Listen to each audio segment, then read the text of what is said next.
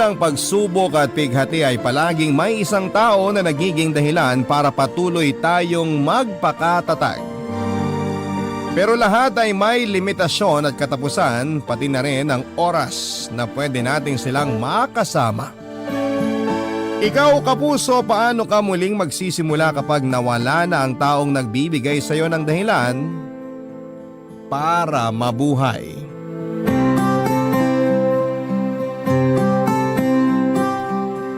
Dear Papa Dudut,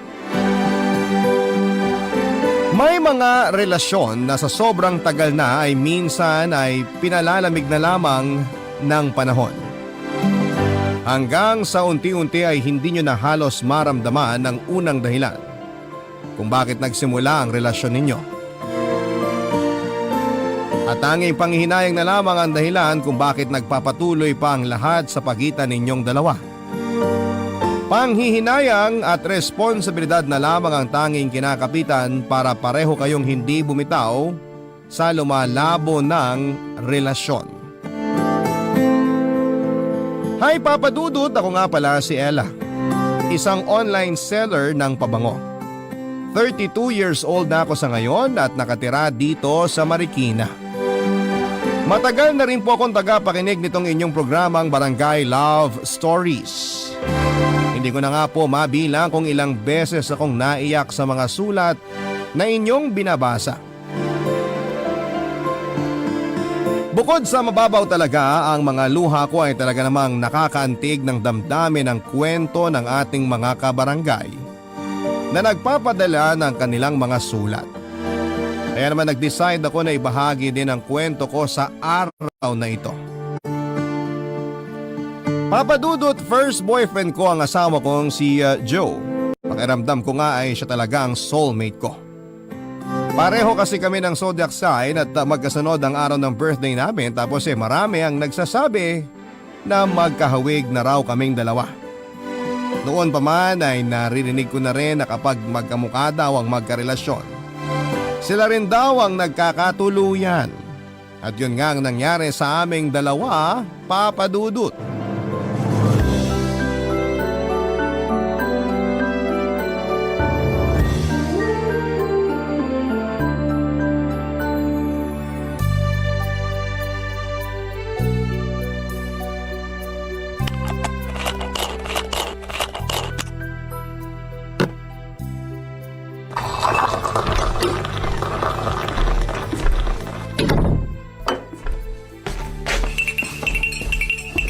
Mine, nagmerienda ka na ba? Uy, Mine! Ang aga mo namang nakauwi ngayon. Maaga rin kasi akong kumota, kaya pinayagan ako ng supervisor namin na mag-early out sa trabaho.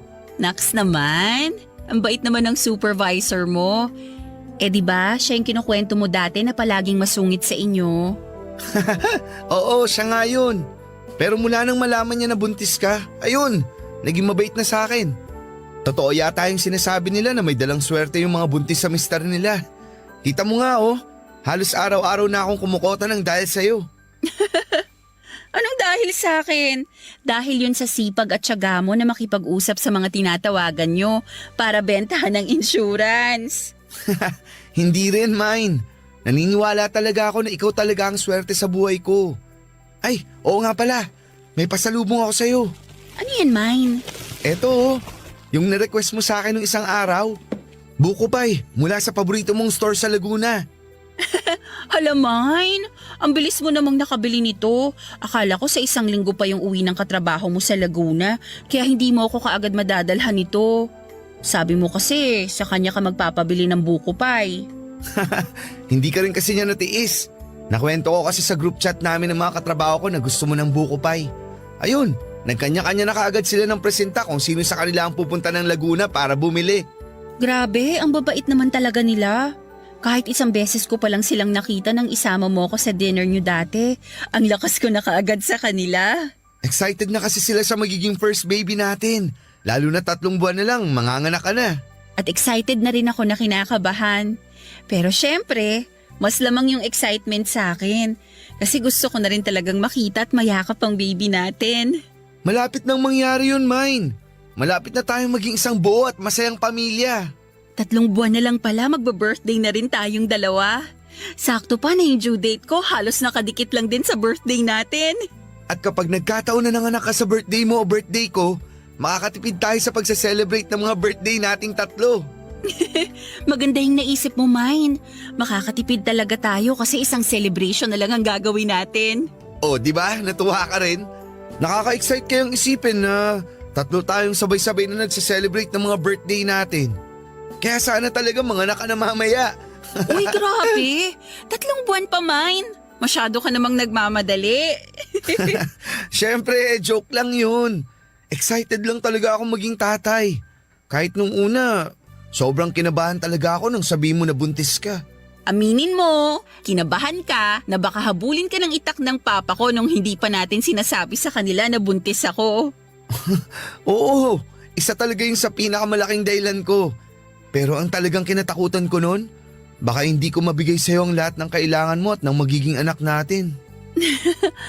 Bakit parang bigla namang lumungkot yung boses mo? Alam mo, Mine, mula noon hanggang ngayon, wala akong pinagsisisihan na ikaw yung pinili kong mahalin. Lalo na dito sa pinagbubuntis ko. Kasi sigurado ko na hindi mo kami pababayaan ng magiging anak natin. Basta, tutuparin ko yung pangako ko na pagbubutihin ko sa trabaho para mabigyan ko kayo ng magandang buhay ng baby natin. Ay, kainin na nga natin tong buko pie na dala ko at baka maiyak pa ako sa pag-uusap natin to eh. Teka lang, ipagtitimpla muna kita ng kape mo. Ako na ang gagawa nun, Mine. Kumain ka na lang dito at para sa inyo talaga ni baby tong pasalubong ko.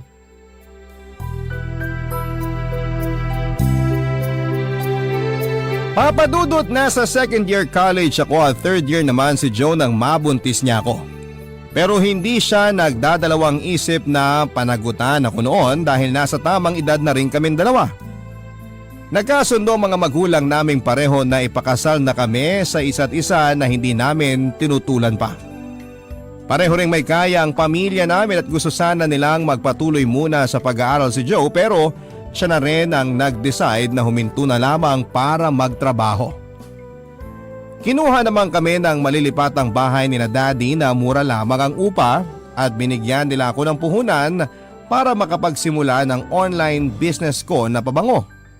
Si Joe naman ay nakapasok din kaagad ng trabaho sa isang insurance company.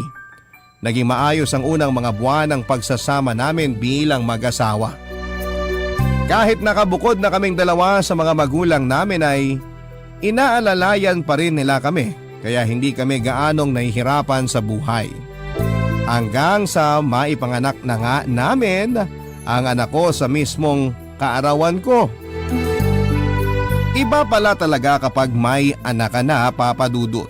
Kasi parang doon pa lamang talaga nag-uumpisa na nararamdaman namin ni Joe na kailangan na naming maging totoong responsable sa mga bawat kilos namin.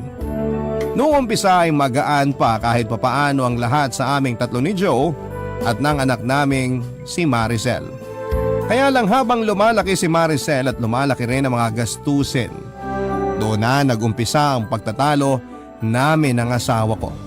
Tungkol sa mga gastusin, gawaing bahay, oras para kay Maricel at kung ano-ano pang bagay na minsan ay parang wala na masyadong sense na pagtalunan pa, Papa Dudut.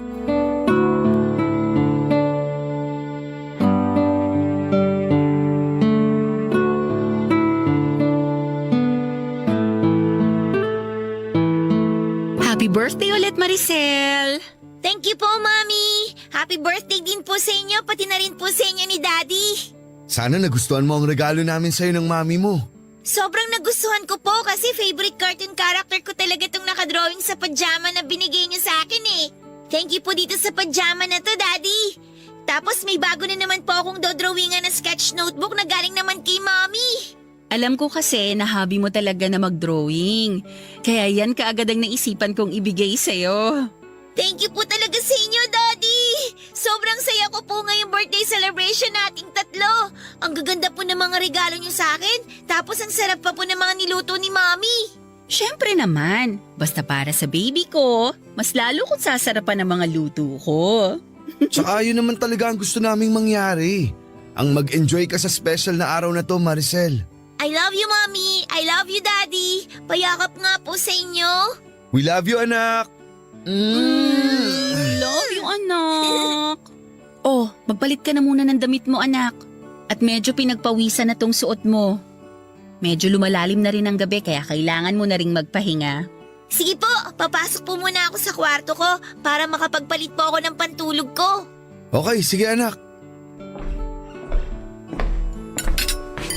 Mabuti naman na tumabot ka pa sa birthday celebration ng anak natin. Akala ko ba tapos na tayo sa topic na yan? Nagsorry na nga ako kanina, di ba? Hindi ko naman ginusto na medyo gabi ng uwi. Anong medyo gabihin? Alam mo ba kung anong oras ka na nakauwi dito sa bahay? Halos mag-aalas 9 na. Gusto ko na ngang mauna na kaming kumain ni Maricel kanina para hindi na siya mapuyat. Pero nakiusap lang siya na hintayin ka para sabay-sabay tayong hipan niyang kandila sa birthday cake na yan. Pero nagpaliwanag na nga ako kung bakit late na ako nakauwi. Masyadong mababa ang benta ng team namin kaya pare-pareho kaming kailangan na mag-overtime. Overtime! Wala na akong ibang narinig mula sa'yo kung hindi ang lecheng overtime mo. Ella, pwede bang wag mo akong simulan? Pagod ako sa trabaho O bakit? Ikaw lang ba ang pagod? Baka nakakalimutan mo na may negosyo rin akong inaasikaso kahit nandito lang ako sa bahay. At ako pa ang nagluto ng lahat ng pagkain nandyan sa lamesa na yan. Sinabi ko naman sa'yo na umorder na lang tayo ng mga pagkain, di ba? Tapos ngayon, isusumbat mo pa na napagod ka dahil sa pagluluto mo? Parang kasalanan ko pa na gusto kong makatipid tayo kaya nagluto na lang ako. Wow ha! Thank you sa pag-appreciate ng effort ko, Joe. Saka alam mo, dapat nga magpasalamat ka dahil kahit nakalimutan mong bumili ng regalo para sa anak natin, nagawang ko pa ng paraan. Wala ka na ngang oras para kay Maricel? Tapos pati ba naman pagbili ng regalo? Makakalimutan mo pa? Kailangan ba pati yan isusumbat mo pa sa akin? Alam mo naman na mula nang ma-promote ako sa trabaho, marami na akong bagay na nakakalimutan gawin. Pero huwag mo naman sanang kalimutan yung responsibilidad mo bilang asawa ko at tatay ng anak natin. Na-promote ka nga, pero hindi naman masyadong nadagdagan ng sinisweldo mo. Tapos parang halos kulang na lang, doon ka na sa opisina niyo tumira. Sa umpisa lang naman to kasi nag-a-adjust pa ako. Intindi mo naman sana yun. Mahigit kalahating taong ka ng supervisor.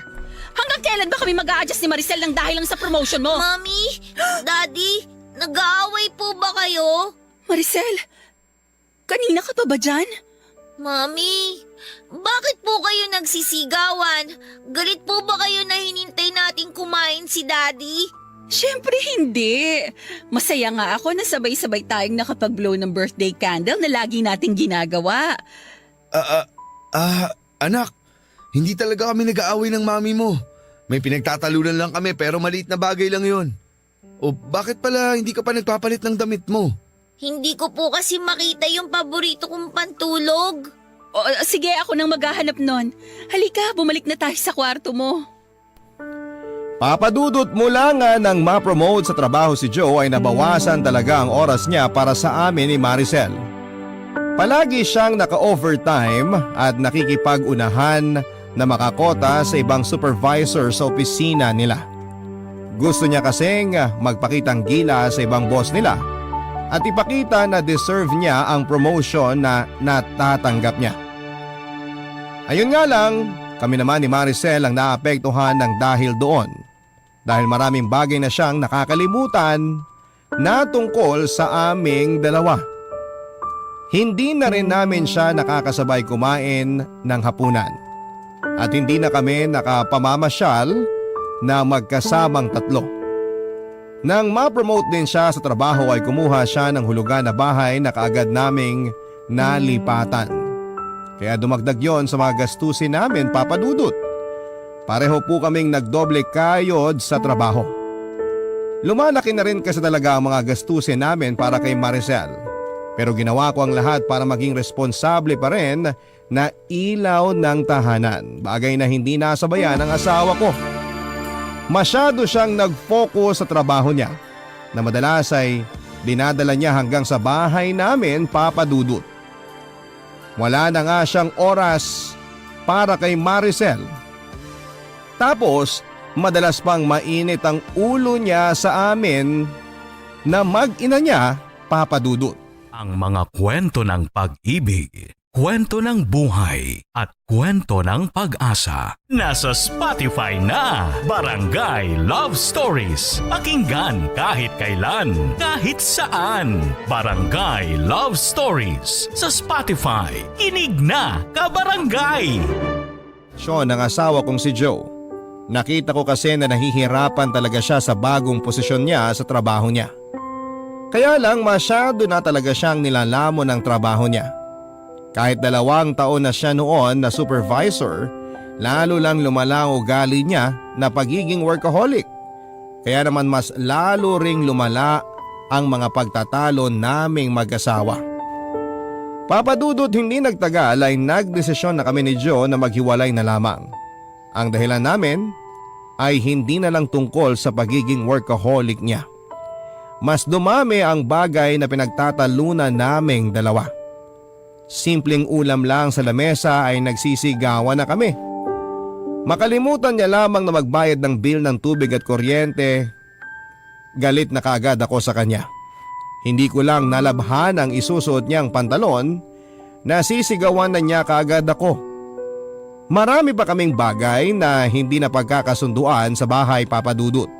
At lahat yon ay maliit na bagay lamang talaga na para bang kami na rin ang nagpapalaki ni Joe. Kaya naman humantong na talaga kami sa paghihiwalay, Papa Dudut. Si Joe ang umalis sa bahay namin pero patuloy siya sa pagbibigay ng financial support para kay Maricel. Tinulungan naman ako ng parents ko na ipagpatuloy ang paghuhulog sa bahay na tinitirhan namin ni Maricel. At dahil matalinong bata ang anak ko, naiintindihan naman niya ang nangyayaring hiwalayan namin ng daddy niya. Ayun nga lang, habang tumatagal ay unti-unti rin siyang nahihirapan. Dahil lang kinalakhan niyang masayang pamilya ay bigla na lamang nawasak, Papa Dudut.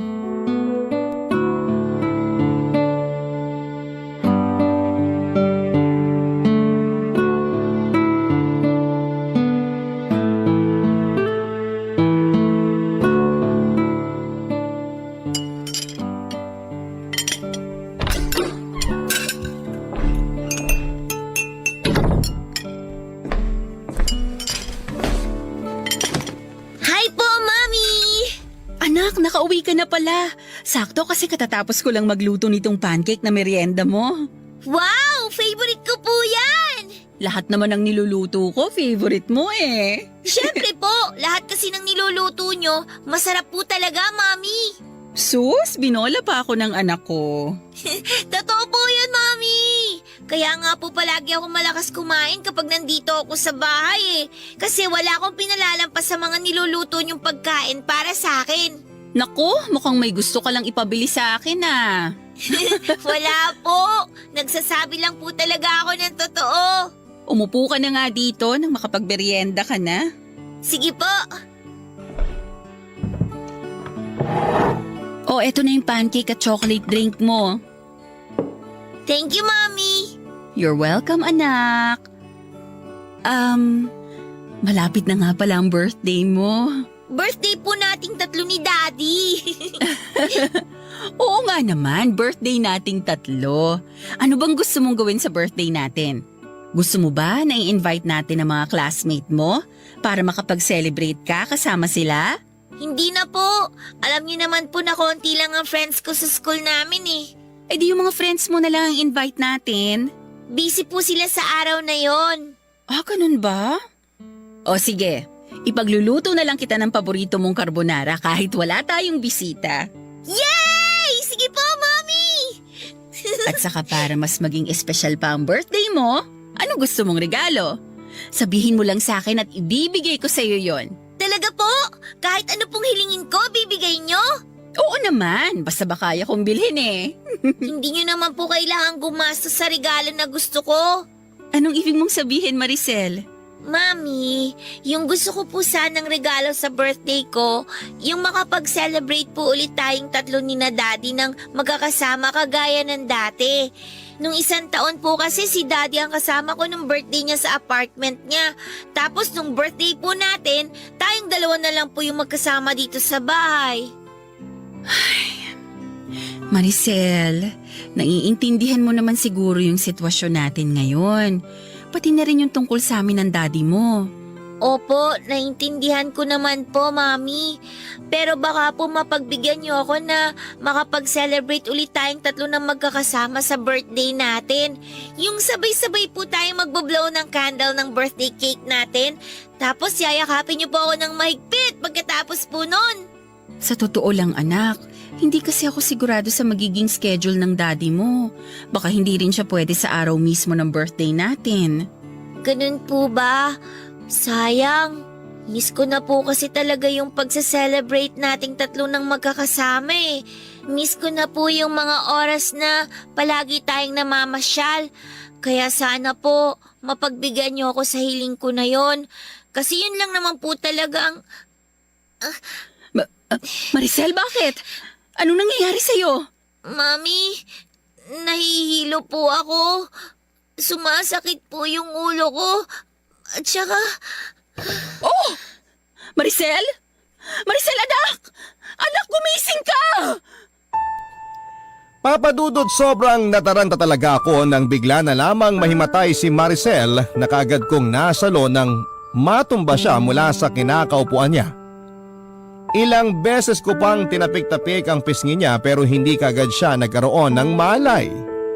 At dahil wala naman akong kotse, kaagad ako humingi ng tulong sa mga kapitbahay namin para madala sa ospital ang anak ko. Mabilis ding nakarating doon si Joe nang tawagan ko siya. Nung una, sinabi ng doktor na anemic ang anak namin pero may mga test pa raw sila na kailangang gawin para sa kanya. At pagkalipas ng ilang araw, napahaguluhol na lamang ako nang malaman namin ang resulta ng mga test na yon, papadudot. Merong stage 3 leukemia ang anak naming si Maricel. Papadudot, sinabi ko sa mga doktor na gawin nila ang lahat para gumaling ang anak namin ni Joe kaya sinimula na kaagad ang mga therapy na kailangan para sa kanya. Pero mabilis na raw na kumalat ang cancer cells sa iba't ibang bahagi ng katawan ni Maricel at doon na nga nagsimulang manghina ang anak namin.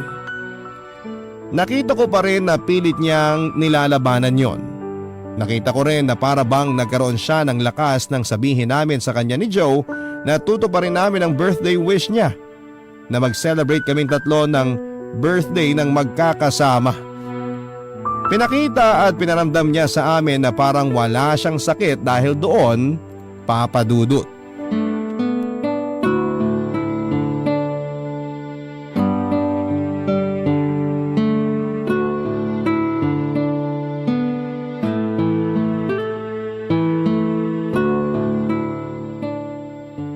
Oh Maricel, ready ka na bang hipa natin ng daddy mo ang candle dito sa birthday cake natin? Opo, Mami. Kanina pa po ako ready at excited na i-blow natin tong candle. Oh, ready na pala ang anak natin. Kaya hipan na natin to. Sige, 1, 2, 3! Happy birthday, Maricel! anak! Yay! Happy birthday din po, Mami, Daddy! Thank you po sa pagtupad ng birthday wish ko. Sobrang saya ko po na magkakasama ulit tayong tatlo ngayon. Siyempre, hindi namin pwedeng hindi to pa rin ang birthday wish ng nag-iisa naming baby. Daddy, hindi na po ako baby. 11 years old na po ako. Ah, big girl na pala tong baby namin. Sige nga, subukan ko nga kung big girl ka na talaga. Ha? Sinong big girl, ha?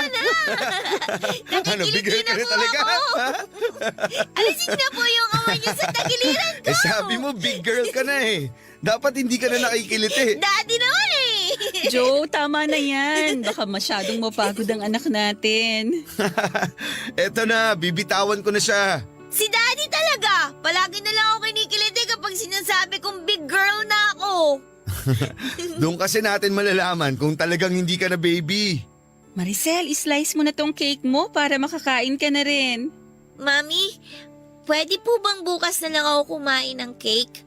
Ang sarap po kasi ng niluto niyong carbonara eh. Kaya naparami po yung kain ko kanina.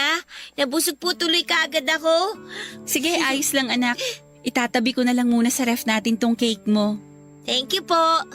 Gusto ko na rin po magpahinga kasi medyo po inaantok na rin po ako. Okay, halika. Sasamahan na kita sa kwarto mo. Kaya ko na po ang sarili ko, Mami. Maiwan ko na po kayo dito ni Daddy.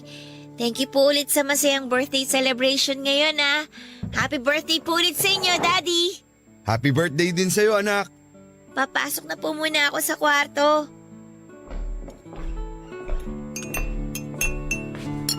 Baka pala hindi ako makasama sa chemotherapy ni Maricel sa Sabado. Bakit naman hindi? Nung isang linggo ko pa sinabi sa'yo yung tungkol dun ah. May meeting kasi ako sa isang malaking prospect namin na client. Hindi ko pwedeng ipagkatiwala ang meeting na yun sa mga agent ko. Kasi nga malaking account yun. Eh paano naman ang anak natin? Sa akin mo na lang ba talaga siya iaasa? Ay nako, bakit ba kailangan ko pang itanong yun? Eh kahit naman nung wala pang sakit si Maricel, ako na lang halos ang nag-aasikaso sa kanya. Para namang sinabi mo na naging walang kwenta akong tatay sa kanya. Kaya ako lang naman hindi mabitawan ng meeting na yun dahil malaking incentive ang makukuha ko doon. At magagamit natin yun sa mga panggastos para sa therapy at gamot ni Maricel. Hindi mo kasi talaga naiintindihan ang point dito, Joe. Hindi lang perang kailangan sa'yo ng anak natin. Presensya mo. Presensya mo bilang tatay niya. Eto na naman tayo, Ella. Ako na naman ang masama at ikaw na naman ang dakilang ina. Kasi hindi mo iniintindi kung anong sinasabi ko sa'yo. Mami? Daddy?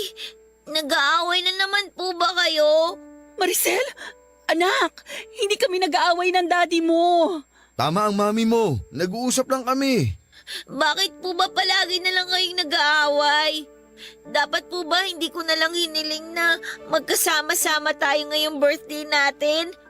Gusto ko lang naman po ng masayang birthday celebration. Gusto ko lang po na makasama kayong dalawa. Sobrang hirap po ba talagang ibigay yun sa akin? Sana po hindi nyo na lang pinilit na magkasama-sama tayo ngayon. Kung mag-aaway lang din po pala kayo ulit. Maricel! Maricel, sandali lang! Anak! Papadudot ilang minuto rin pong nagkulong si Maricel sa kwarto niya at umiyak bago niya kami pinagbuksan ni Joe ng pinto. Pareho naman kaming nagsorry sa kanya ni Joe at alam kasi namin na nasira namin ang dapat sana ay masayang birthday celebration naming tatlo. Nangako kami sa kanya na mamamasyal kami kinabukasan at hindi na muli pang mag-aaway. At dahil talagang mabait na bata si Maricel ay tinanggap naman niya ang sorry namin basta raw tutuparin namin ang pangako naming pamamasyal kinabukasan. Hindi ko na rin talaga maintindihan kung bakit gano'n na lamang kadali para sa amin ni Joe ang mag-away at magsigawan, Papa Dudut. Magsisimula sa simpleng pagkatalo na mauuwi sa walang katapusan na sumbatan. Para bang hindi na kami pwedeng magsama ng matagal sa iisang lugar nang hindi kami nagsisigawan. Kahit may usapan kami ng araw na yon na iwasan namin magtalo, ay nauwi pa rin sa sumbatan ang lahat sa aming dalawa. Mali yata talaga na kami ay magkasamang dalawa. Kabarangay, i-share mo ang iyong barangay love stories. Sabay-sabay nating pakinggan ang iyong kwento ng pag-ibig, buhay at pag-asa. Ipadala lang sa barangaylovestories@yahoo.com.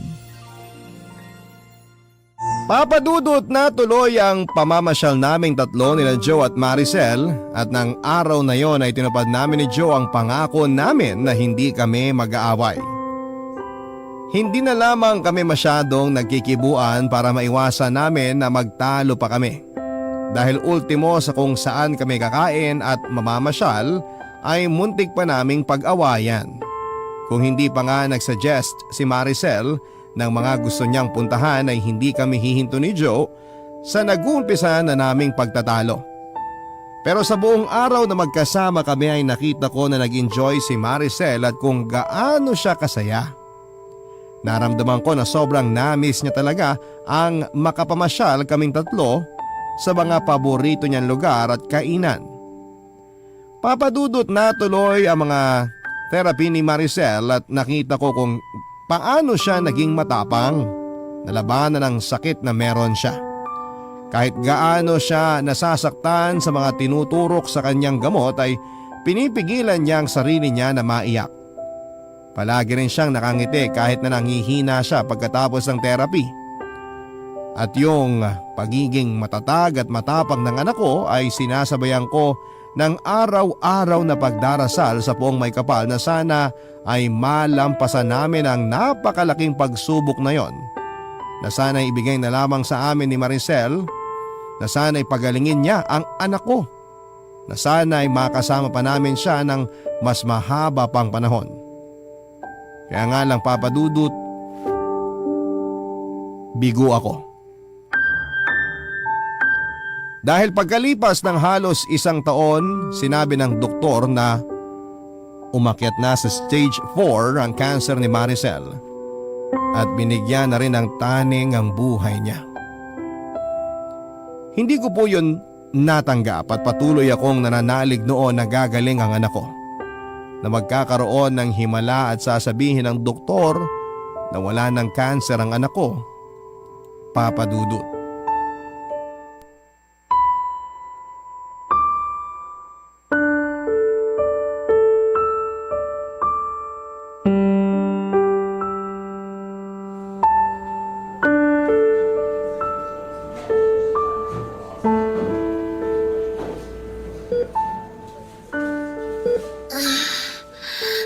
Mami, Anak, kising ka na pala. Kumusta na ang pakiramdam mo? bukod po sa medyo masakit yung katawan ko, maayos naman po ako, Mami. Gusto mo bang kumain na? May dala ako dito na paborito mong carbonara. Pwede ka naman daw kumain ito basta konti lang. Busog pa po ako. May prutas din dito. Baka gusto mo ng apple o kaya orange. Hindi po talaga ako nagugutom. Maricel, hindi ka pa kasi kumakain mula kagabi. Ipagbabalat na lang kita ng apple kasi gusto mong kainin to ng walang balat, di ba? Mami, sandali lang po. Bakit anak? Pwede po bang dito na lang po muna kayo sa tabi ko? Gusto ko po kasing maramdaman na hawak niyo yung kamay ko. Oo naman. Eto hahawakan ko ng mahigpit ang kamay mo. Mami, alam niyo po, ang swerte ko kasi binigyan po ako ni Lord ng isang napakaganda at saka napakabait na mami na kagaya niyo. Manang-mana ka talaga sa daddy mo. Gusto mo na parati akong binobola. Hindi naman po pambobola yun. Totoo po yung sinasabi ko. Kaya nga po kung makikita ko si Lord sa heaven, paulit-ulit ko pong hihilingin sa Kanya na sana po kayo po ulit ni Daddy ang maging parents ko. Ano ba yung sinasabi mo, Maricel? Hindi mo pa makikita si Lord kasi matagal pa tayong magkakasama-sama ng daddy mo. Mami, may hiling po sana ako sa inyo. Ano yun? Ibibigay ko kahit ano pa yan. Basta para sa pinakamamahal kong anak. Mami, alam ko pong mahirap pero sana po kapag nawala ako, wag po kayong masyadong iiyak ha. Bakit mo pa sinasabi yan? Alam mo naman na hindi yan mangyayari, di ba? Gagaling ka, Maricel. Mabait kang bata. Malakas ka, kaya mawawala rin yung sakit mo. Yun ang isipin mo, okay? Gumaling man po ako o hindi, gusto ko po na palagi kayong nakangiti. Pwede niyo po bang gawin yun para sa akin? Siyempre naman. Gagawin ko yun. Para sa'yo. Sa tuwing ngingiti tong mga labi ko, ibig sabihin nun, ikaw ang nasa isip ko, anak. Kaya magpalakas ka palalo, ha? Para palaging ngumiti si Mami. Maricel, 2 buwan na lang. Birthday na natin. Magsi-celebrate pa tayo, di ba? Tayong 3 ng daddy mo. Sa bahay natin. At promise, gagawin naming pinakamasayang birthday celebration natin to. Okay lang naman po kahit hindi na tayo mag-celebrate. Ang mahalaga lang naman po sa akin, yung magkakasama tayo ni Daddy. Mami, sorry po kung nagagalit ako sa inyo ni Daddy kapag nag-aaway kayo ha. Sorry po kung naging pasaway akong anak sa inyo. Hindi mo kailangan na mag-sorry dahil kahit kailan, hindi ka naging pasaway at naging napakabait mong anak sa amin ng daddy mo. Kayo rin po ni Daddy, naging napakabait niyo po sa akin. Kaya paulit-ulit po akong nagpapasalamat na kayong binigay ni Lord sa akin. Mami, gusto ko na po muna ulit matulog. O sige, ayos na ba yung pagkakahiga mo? Opo. Okay, lalabas lang muna ako ha. Kukuha lang ako ng kape ko. Pero babalik din kaagad si Mami. Magpahinga ka lang dyan, Maricel, ha? Babalik ka agad ako. Sige po, Mami.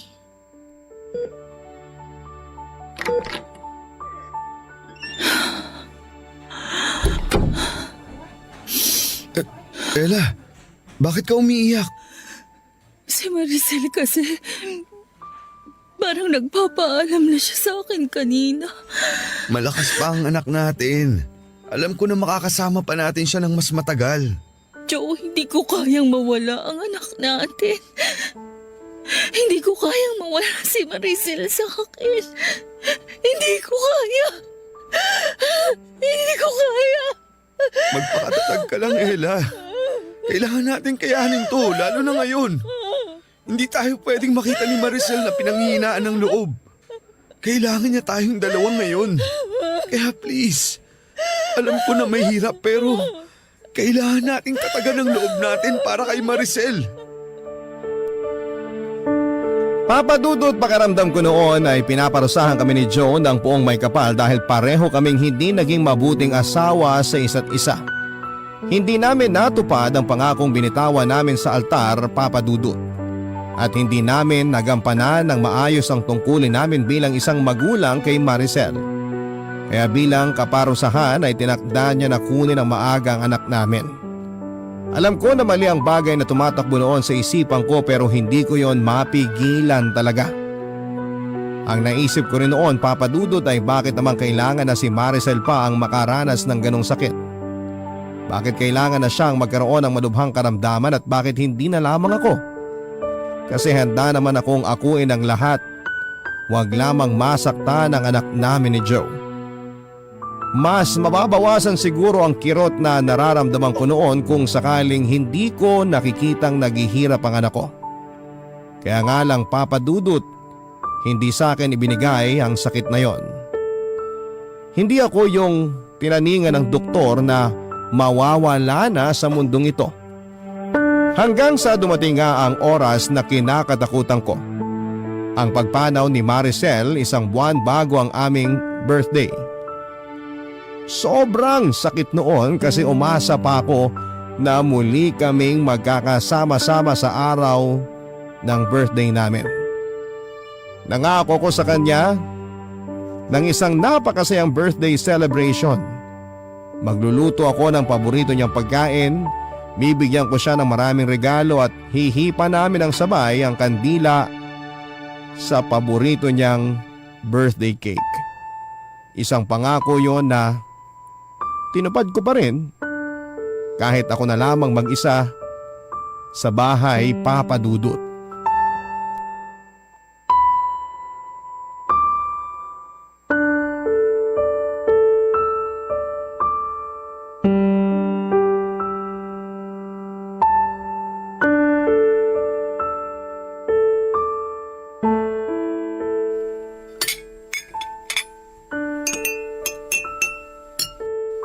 Ayos na siguro tong mga pagkain na nandito sa lamesa. May carbonara, fried chicken, buko salad, at saka strawberry ice cream. Sigurado ako na magugustuhan lahat to ni Maricel.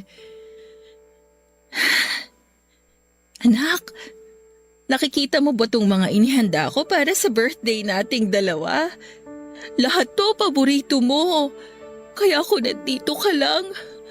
Sigurado ako na sobrang matutuwa ka. Maricel, miss na miss ka na ni Mami.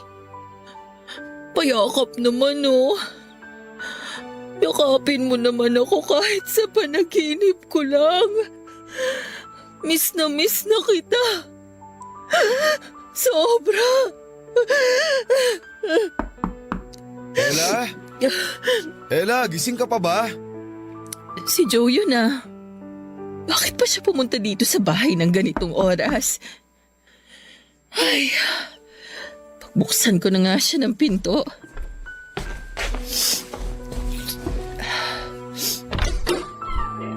Happy birthday! Anong ginagawa mo dito? Pinuntahan kita kasi birthday mo ngayon at birthday ko kahapon. Joe, hindi mo na kailangan gawin to. Hindi mo man lang ba ako papapasukin? Sayang naman tong cake na dala ko kung paalisin mo lang ako. Isa pa, hindi rin ako nakapag-celebrate ng birthday ko kahapon. Pwede bang sabay na tayong mag-celebrate ngayon? Gabi na. Siguro mas mabuti pa Please, kung... Ella. Gusto ko lang mag-celebrate ng birthday kasama ka. Kagaya ng ginagawa natin nung nandito pa si Maricel. Kahit ngayon lang. Pagbigyan mo sana ako. Sige, halika. Pumasok ka na. Salamat.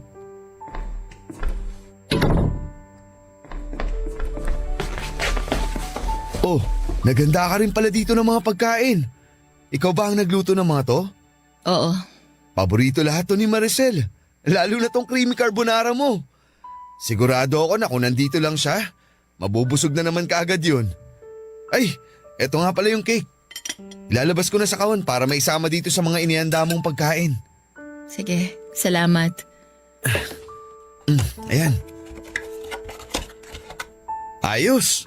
Kompleto na tong handa para sa birthday celebration nating tatlo ni Maricel. Teka lang, parang may kulang pa pala. Anong ginagawa mo? Sisindihan ko tong kandila dito sa cake natin. Hindi mo naman na kailangan gawin yan, Joe. Hindi kompleto ang birthday celebration na to kung hindi natin sabay hihipan ng kandila na nandito sa ibabaw ng cake. Pero wala na nga si Maricel. Hindi mo pa talaga yun naiintindihan? Wala nang dahilan. Para sindihan mo pa yung kandila na yan dahil wala na rin ang anak ko para hipan yan, Joe. Anak natin, Ella. Pareho nating anak si Maricel. Kaya pareho tayong nawalan dito. Huwag mo naman sanang sarilinin ang sakit. Ako naman kasi talaga yung may kasalanan. Dapat nung una pa lang, napansin ko na kaagad yung pagiging matamlay at sakitin niya. Naakala ko normal lang para sa edad niya. Dapat, nakita ko kaagad yung mga pasa sa katawan niya. Dapat hindi ko siya pinabayaan. At kung ginawa ko lang yung tungkulin ko bilang nanay niya, siguro hindi siya nawala sa atin. Kaya kasalanan ko to, Joe. Kasalanan ko kung bakit nawala ang anak natin. May kasalanan din ako. Kasi nawalan ako ng oras para sa inyong dalawa. Alam ko naman, Ella, na ako talaga ang punot dulo kung bakit tayo naghiwalay. Dahil hinayaan ko na sirain ng trabaho ko ang pamilya natin. Nagpalhamon ako sa karir at pera ko. Pero kahit ano palang pagsusumikap ang gawin ko sa trabaho, hindi rin nun maibibigay ang totoong kaligayahan ko. Kasi hindi na iligtas ng perang pinagpaguran ko ang buhay ng anak natin. Joe! Hindi ko lang pinapakita pero palagi kong sinisisi ang sarili ko. Tama ka naman eh. Napakagago ko kasi wala nang ibang naging importante sa akin kung hindi ang trabaho ko. Ella, sorry. Sorry kung hindi ko talaga nagampanan yung papel ko sa pamilya na to. Sorry kung napabayaan ko kayo ng anak natin. Pero please, hayaan mo akong bumawi sa'yo. Hindi pa naman huli ang lahat, di ba? Hindi pa huli para muli nating maayos ang lahat sa ating dalawa. At alam ko na ito rin ang gusto ni Maricel na mangyari. Ang magkaayos tayo at ang pamilya na to. Hindi ko alam. Ewan ko. Masyado pang magulo para sa akin ang lahat. Sa totoo lang, Hindi ko kasi alam kung paano mag-uumpisa ulit. Hindi ko alam kung paano ko tatanggapin na wala na si Ella sa buhay ko. Joe, alam mo naman na sa kanya umiikot ang mundo ko. At ngayon na wala na siya, hindi ko alam kung paano magsisimula. Hindi ko alam kung paano bibigyan ng dahilan ng sarili ko para magpatuloy sa buhay na to. Basta ang alam ko lang, sobrang sakit. Sobrang sakit dito. Ang sakit-sakit kasi kahit kailan, hindi ko na makikita at mayayakap pa ang anak natin. Papa Dudut, hindi ko talaga alam kung paano muling magsisimula nang hindi nakasama si Maricel. Sa lumipas na halos 12 taon, sa kanya ko na pinaikot ang mundo ko. Mula sa pagising sa umaga hanggang sa pagtulog sa gabi, kaya hirap na hirap ako na patakbuhin ang oras ko nang wala na siya sa bahay o sa bahay ko. Halos hindi ko na rin natutukan pa ang online business ko at madalas din na nasa bahay ang mga magulang ko, pero tinataboy ko lang sila at sinasabi ko na kaya ko ang sarili ko. Sila ang tumutulong sa akin noon para sa mga bayarin ko na napabayaan ko na. Pinayuhan din nila ako na mas mabuti raw kung ibenta ko na lamang ang bahay na tinitirhan ko para mabilis ako makapag-move on, bagay na hindi ko sinang-ayunan. Dahil nasa bahay na yon ang ilan sa mga pinakamagagandang ala-ala namin na magkasama ni Maricel. Gabi-gabi at araw-araw po akong umiiyak sa iba't ibang sulok ng bahay, Papa Dudut. Nandun ako palagi sa kwarto ni Maricel at madalas na tinititigan ang mga gamit niya pati na ang mga drawings niya. Minsan din ay niyayakap ko ang mga damit niya o kaya ay ang unan niya sa kama. At kapag naaamoy ko siya o kaya ay umiihip ang malamig na hangin, nararamdaman ko na parang nandun lamang siya at nakayakap sa akin. Hirap na hirap talaga akong magsimula muli, Papa Dudut. Hirap akong makita ang bukas nang hindi na siya kasama. Sana kung si Maricel ay tumakbo ang oras ko at umikot ang mundo ko. Paano pa ako magpapatuloy kung pakiramdam ko ay nag-iisa na lamang ako? Isang linggo ang lumipas nang sinimulan kong dalaw-dalawin sa bahay ni Joe, Papa Dudut. Nung una ay tinataboy ko pa siya at sinasabi ko sa kanya na hindi ko siya kailangan. Wala akong ibang kailangan sa buhay ko kung hindi ang anak ko lamang. Umalis din siya sa bahay pero muling bumalik kinabukasan at paulit-ulit ko siyang tinataboy pero hindi niya ako sinukuan. Sinabi niya na palagi lang siyang nandyan para sa akin. Sila na mga taong nagmamahal sa akin. Sinabi niya rin na kailangan kong magpakatatag hindi lamang para sa sarili ko kung hindi para na rin kay Maricel. Sigurado raw siya na nalulungkot ang anak namin kasi nakikita niyang patuloy akong nahihirapan sa pagkawala niya. Hanggang sa hindi ko na nga napigilan ang sarili ko na maiyak sa kanya. Tama naman kasi si Joe sa lahat ng mga sinabi niya. Mas lalo ko lang pinahihirapan ang anak naming si Maricel kung patuloy akong magkukulong sa kalungkutan. Papa Dudut, nagkabalikan din po kami ni Joe hindi lamang dahil sa awa kung hindi dahil sa mas naiintindihan na namin ang isa't isa. Sa pagkawala ng anak namin ay pareho kaming maraming na-realize ng asawa ko. Ang relasyon ay hindi natatapos sa pagtupad ng isang obligasyon, kung hindi sa pagpapakita at pagpaparamdam ng walang katapusang pagmamahal sa gitna ng mga pagsubok na dumarating sa ating buhay. Maraming salamat po sa pagpili at pagbabasa ng sulat ko, Papa Dudut, at sa mga kagaya ko na minsang nawala ng minamahal sa buhay. Piliin nating maging matatag. Totoong madali itong sabihin at mahirap gawin. Pero palagi na lang nating isipin na para makausad tayo mula sa kalungkutan ay kailangan natin ng isang may mga tao pa rin na natitira para magbigay sa atin ng lakas at magparamdam ng kanilang pagmamahal. Ang inyong forever kapuso at kabarangay, Ella. Barangay Love Stories.